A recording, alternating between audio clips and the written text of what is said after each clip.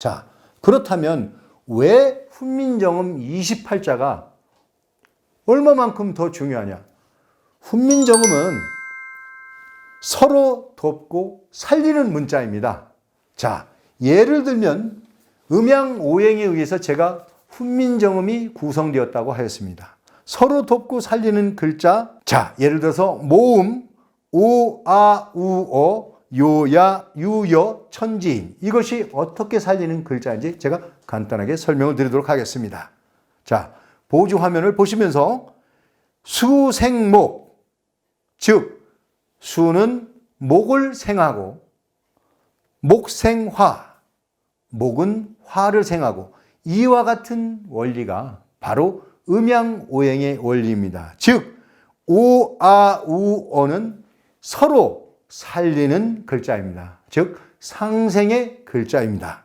그리고 요, 야, 유, 여 마찬가지로 서로 돕고 살리는 글자로 화생토, 토생금, 금생수, 이와 같은 원리로 쇠는 물을 살리고 물은 나무를 살리고 풀은 흙을 만들고 흙은 광물을 만들어내고, 이와 같은 원리가 정확하게 이 글자, 우리 말에 반영이 되어 있던 것입니다. 자, 이러한 내용들을 반영해 놓으신 세종대왕은 그야말로 우리에게 있어서 혹은 인류 최대의 스승이라 하지 않을 수가 없습니다. 세종대왕 만세입니다. 세종대왕 만만세입니다. 자, 이렇게 해서 훈민정음은 이와 같은 상생의 원리에 의해서 모음과 자음이 완성이 되었습니다. 그런데 우리는 지금 어떻게 사용하고 있습니까? 한글 24자, 한글 24자로 쓰고 있습니다. 제가 전에도 강의 시간에 많이 강조했지만 한글 24자로 만든 것은 일제강점기에 조선 총독부의 조선어학에서 우리말, 우리 문자를 반목과 상생이 아니라 상극의 물자, 서로 죽이는 문자로 둔갑시켜 놓았던 것입니다. 이는 정말 천인공노할 일인데, 이것을 우리는 광복 이후 아직도 70년이 지난 현 시점까지도 이렇게 서로 죽이는 글자를 쓰고 있습니다. 자, 왜 죽이는 글자이냐? 제가 설명을 드리겠습니다. 네, 그렇다면 서로 죽이고 반목하는 글자로 조선 총독부 산하에 조선어학에서 어떻게 흉계를 꾸몄을까요? 자, 보십시오. 아야, 어여, 바로 동서로 반목하고 죽이는 글자입니다. 그리고 남북으로 서로 반목하고 죽이는 글자의 배열에 오요, 우유를 완전히 망가뜨린 훈민정음을 조선어학에서 아무 대책도 없이 이렇게 망가뜨려 놓았다는 것을 제가 설명을 드리는 것입니다. 자, 보조 화면을 보시면서 제가 설명을 드리겠습니다. 먼저 목과 금은 서로 상극입니다. 나무는 도끼로 해를 입고, 그리고 물과 불 또한 서로 상극입니다. 이러한 상극의 개념을 보조 화면에서 보시는 것과 마찬가지로 저 일제에 의해서 히라가나 가타카나의 문자 체계로 아야, 어여, 오요, 우유, 이렇게 완전히 서로 반목하고 죽이는 글자로 만들어 놓았던 것입니다. 여러분, 지금은 우리가 광복이 된 이후 70년이 지났습니다. 아니, 엊그제 75년이 지났습니다. 그런데 아직도 저 우매한 원숭이들처럼 조선 총독부 산하에 조선어학에서 완전히 파기시킨 이러한 한글을 우리가 지금까지 계속 쓰면 되겠습니까? 도대체 우리 조선의 사람들은 어떤 생각을 가지고 생활을 해나가는지 이해를 할 수가 없습니다. 자, 다시 한번 제가 강조드리겠습니다. 목화토금수는 서로 살리는 상생의 문자 체계입니다. 천지인, 오아우어, 요야유요, 이와 같은 훈민정음 세종께서 만들어주신 대로 바로 쓰는 것이 바로 동서, 즉 전라도와 경상도가 화합하고 남북, 대한민국과 북한이 서로 화합하는 그런 문자로 쓰여져야 됩니다. 반대로 호남과 영남이 서로 반목하고 질시하고 죽이는 목극금, 금극목, 또 남한과 북한이 서로 반목하고 죽이는 글자체계인 화극수, 수극, 화로 쓰이는 것을 아직까지도 우리가 깨닫지 못하고 있습니다. 고쳐 써야 됩니다. 반드시 고쳐 쓰여지길 바라면서 제가 다음 강의를 이어나가도록 하겠습니다. 여러분, 지금까지 제가 설명드린 부분은 반드시 재생을 여러 번 하셔서 이 김호균이가 왜 이런 말을 하는지를 꼭 이해를 완전히 하시고 그리고 제 강의를 이어서 들어주시기를 부탁드립니다.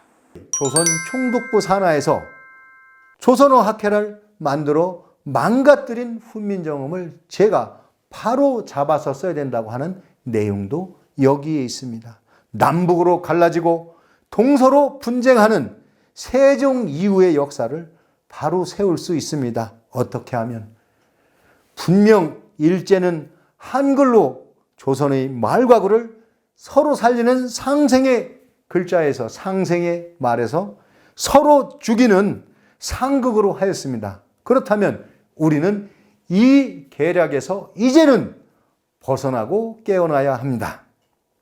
이제 훈민정음 28자를 살려서 말하고 문자로 하여 세종대왕 이도께서 추구하셨던 그 충분한 의지를, 애민하는 의지를 우리가 살려내어야 합니다. 그래서 세종께서 흘리고 계신 눈물을 닦아드려야 합니다. 제가 오늘 이 강의를 하면서 저의 일신의 안위를 전부 저버리면서 꼭 드릴 말씀이 있습니다. 이것은 정말 중요한 얘기입니다.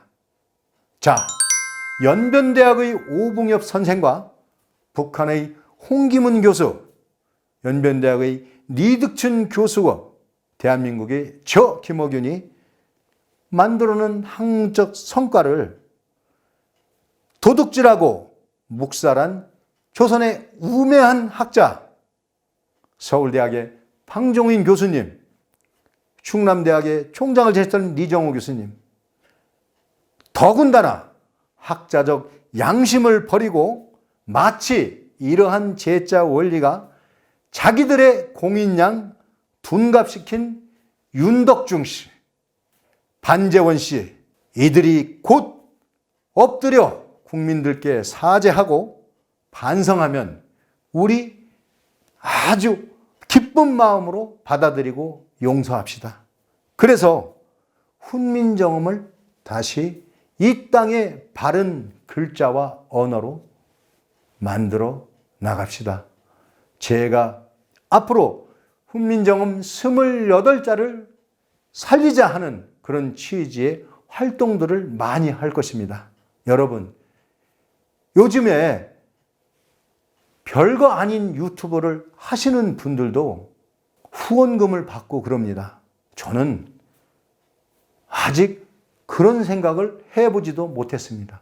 그러나 여러분들이 십시일반으로 저를 도와서 훈민정음 28자를 살립시다 하고 나서준다면 이제는 저도 여러분들의 피와 땀으로 만들어 놓으신 그 후원금을 잘 활용해서 훈민정음 28자 살리기 운동을 전개해 나갈 것을 여러분께 맹세합니다. 제가 가슴에서 우러나는 피눈물로 훈민정음 28자를 살립시다 하는 이러한 내용을 제가 발바닥이 다 닳아 없어지고 손이 다 부르터 터지더라도 전국 혹은 전 세계를 돌면서라도 훈민정음 28자 살려내기 운동을 할 것입니다. 여러분 함께 동참해 주시고 함께 도와주십시오. 제가 감히 초야에 묻혀서 20년, 30년 동안 정말 눈물로 읍소하며 만들어온 세종대왕의 제자 원리, 세종대왕의 훈민정음을 세상에 알려보겠습니다. 자, 오늘 제가 이렇게 여러분께 정말 다시 한번 읍소하는 심정으로 훈민정음의 그 근본이 어디서부터 왔는지를 제가 설명을 하였습니다. 맞습니다. 우리는 이미 8,000년, 만여 년 전에 우리의 문자를 가지고 있었습니다. 그 문자에는 천문과 지리와 수학이 다 들어 있었습니다.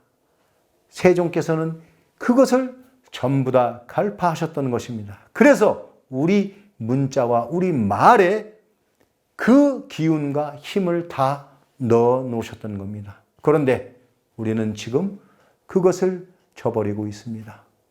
이제는 안 됩니다. 더 이상 시간을 늦출 수가 없습니다. 훈민정음 28자 살렸어야 됩니다.